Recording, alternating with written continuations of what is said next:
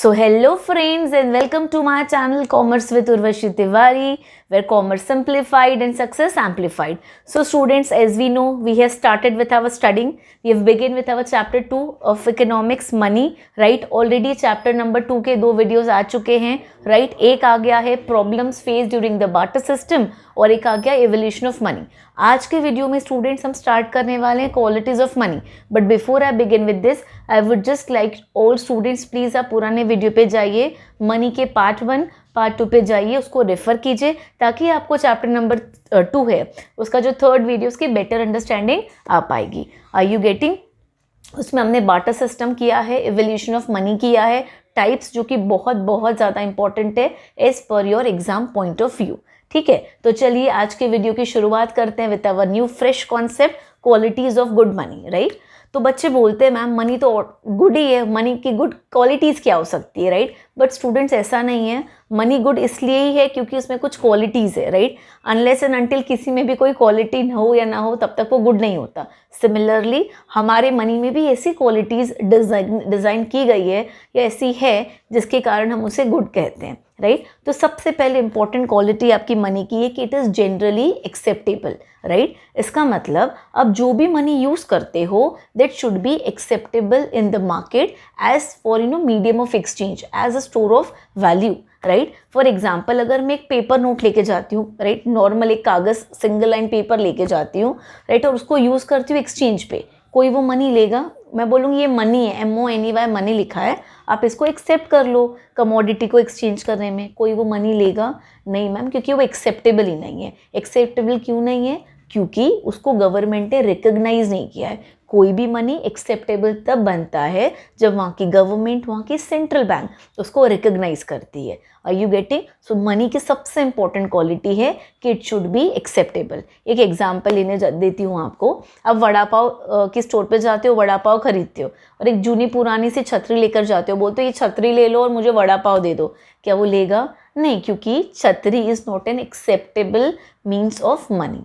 समझ आ रहा है स्टूडेंट्स? ओके, तो हम लोग जाते हैं नंबर 2 पे, डिविजिबिलिटी. तो मनी तभी यूज़फुल होगा या मनी तभी गुड माना जाएगा जब वो डिविजिबल हो. राइट, एग्जाम्पल जैसे अगर मैंने बोला कि मनी हम जो यूज़ करते हैं उसकी एक ही वैल्यू या उसकी फेस वैल्यू सिर्फ 100 ही, यानी मेरे पास सिर्फ 100 रुपीज़ के ही नोट्स है और कोई नोट्स ही नहीं है, तो do you think transaction take place हो पाएगा? नहीं.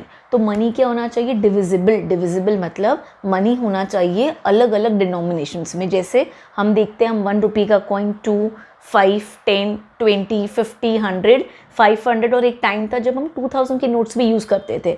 तो क्योंकि अलग अलग हम बोल सकते हैं अलग अलग डिनोमिनेशंस में मनी अवेलेबल है, तो उसको यूज़ करना ट्रांजैक्शन के लिए काफ़ी ईजी हो जाता है.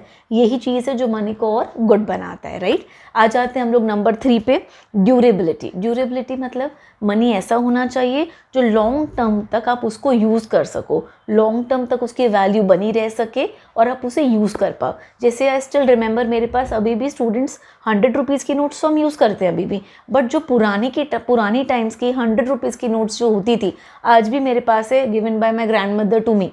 तो राइट, तो मनी कैसी है स्टूडेंट्स? वो ड्यूरेबल है. पास्ट के, आज के 20-35 ईयर्स बैक की नोट आज भी हम उसको यूज़ कर सकते हैं. तो आपका मनी ऐसा होना चाहिए जो लॉन्ग टर्म पीरियड के लिए आपको सर्व कर सके as a medium of exchange and as a store of value. उसकी वैल्यू कम नहीं होनी चाहिए. Are you getting? ओके, चलो आते हैं नेक्स्ट क्वालिटी पे, कोग्निजिबिलिटी. कोग्निजिबिलिटी जो वर्ड है स्टूडेंट्स वो आता है रिकग्निशन से. रिकग्नाइज, जैसे आपने सुना होगा ना, रिकग्निशन. तो मनी ऐसा होना चाहिए जो ईजिली कोग्नाइजेबल हो, जो ईजिली पहचाना जा सके. एग्जाम्पल के तौर पे अगर छोटा बच्चा है ना 2-3 ईयर्स का, अगर आप उसको भी मनी दिखाओगे तो पहचान जाएगा कि ये मनी है, ये पेपर नोट है. पेपर नोट नहीं लेगा वो, पर आप उसको 500 रुपये की नोट दिखाओगे तो 100% गारंटी के साथ वो ले लेगा. तो मनी ऐसा होना चाहिए जो इजीली रिकग्नाइजेबल हो हर पर्सन द्वारा, तो उसको यूज़ करना काफ़ी ईजी हो जाता है. Are you getting students? Okay, फिर नेक्स्ट होता है, नेक्स्ट इंपॉर्टेंट क्वालिटी होती है मनी की, it should be portable. Portable मतलब स्टूडेंट्स ईजी टू कैरी. अगर मनी सपोज जैसे पुराने ज़माने के टाइम्स में मेटालिक कॉइन्स होते थे और मुझे सपोज उसको कहीं और लेकर जाना है, तो मेटालिक कॉइन्स को कैरी करना ही बहुत हेवी था एंड अगेन लोगों को पता चल जाएगा कि भाई इतनी गोनी में कितना पैसा लेकर जा रहा है।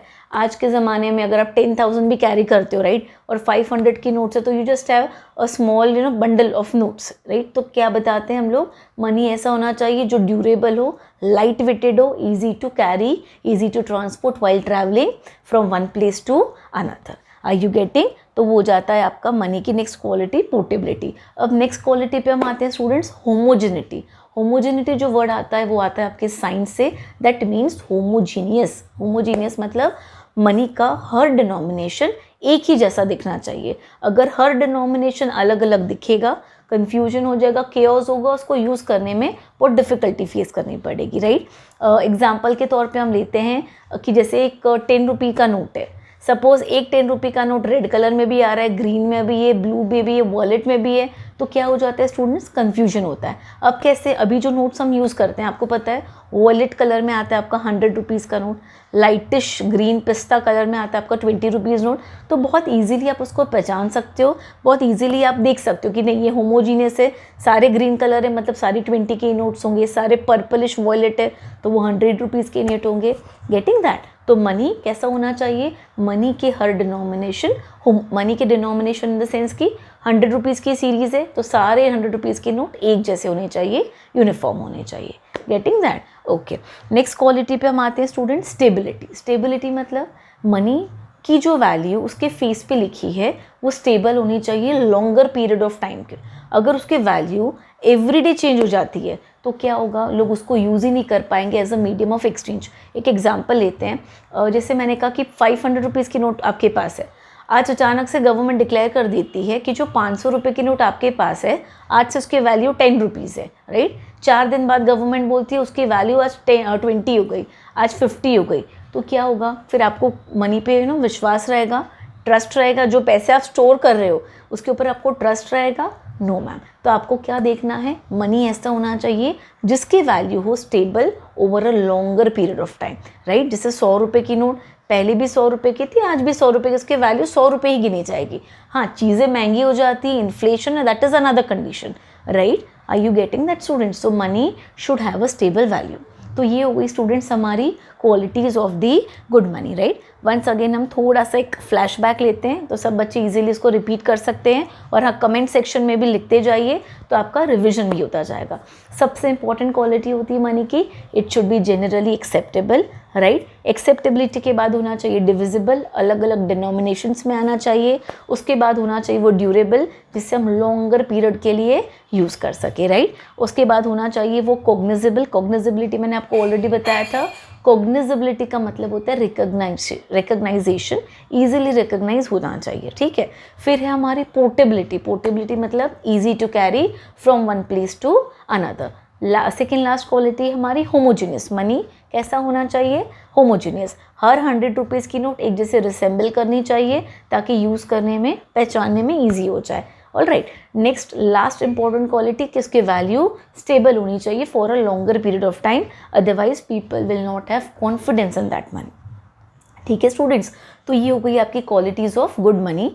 ये आंसर आपको शॉर्ट नोट्स में बहुत बार पूछा जाता है, you will get a short note on that. Are you getting? तो उसको रिवाइज करें, रिपीटेडली लर्न कीजिए राइट। अब इसके नेक्स्ट एपिसोड में पार्ट 4 में हम करने वाले हैं functions of money right. Functions of money students याद रखना आपका आता है लॉन्ग लेंथ आंसर में राइट। तो नेक्स्ट एपिसोड में हम मिलते हैं with the answer, with the concept functions of the money. तो तब तक के लिए stay tuned, keep watching and keep revising all the previous videos so that you can have a better understanding of the next upcoming videos, right? So till then, like my channel, share it with your friends and keep on subscribing and offering same love and support. Okay, thank you.